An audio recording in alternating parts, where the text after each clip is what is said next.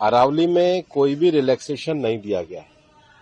पहली बात, अरावली भारत के 4 राज्यों में है, दिल्ली, राजस्थान, हरियाणा और गुजरात। टोटल अरावली 39 डिस्ट्रिक्ट्स में है। अरावली की पिटीशन 1985 से चल रही है।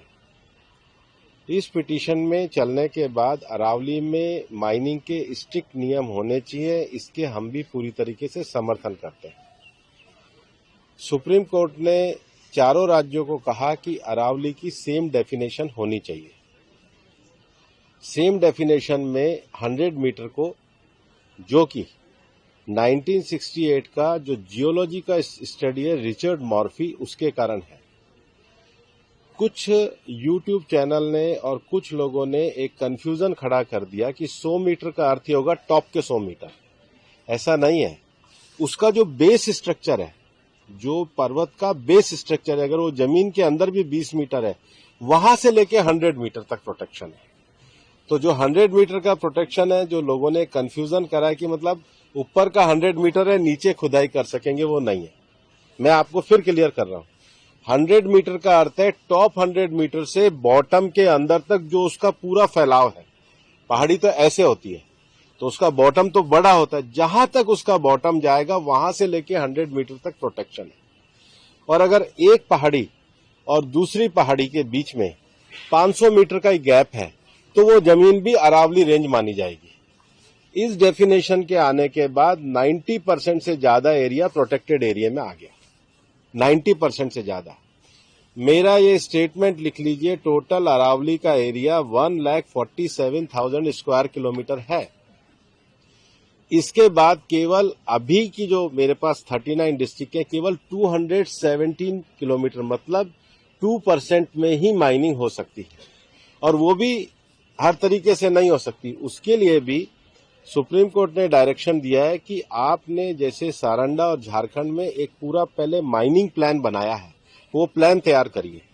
वो प्लान तैयार करने के बाद भी ICFRE जो इंस्टीट्यूशन है उसकी परमिशन होगी, उसके बाद ही परमिशन मिलेगी।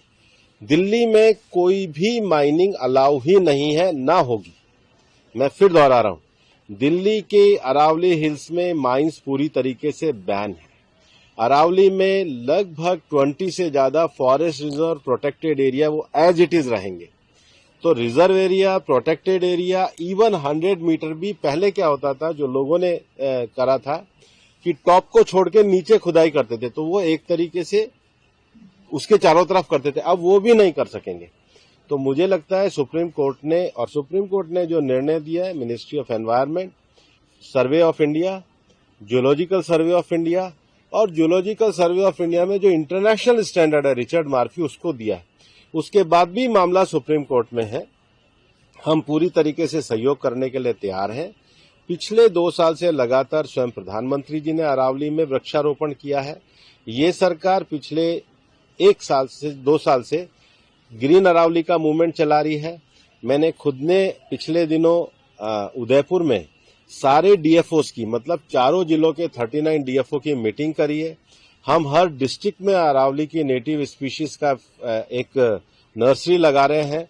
हम ग्रीन अरावली के लिए प्रतिबद्ध हैं। ये एक झूठ फैलाया जा रहा है। और सबसे बड़ी बात है कि ये जो रिपोर्ट है, ये 2006 से राजस्थान में ऑलरेडी लागू है।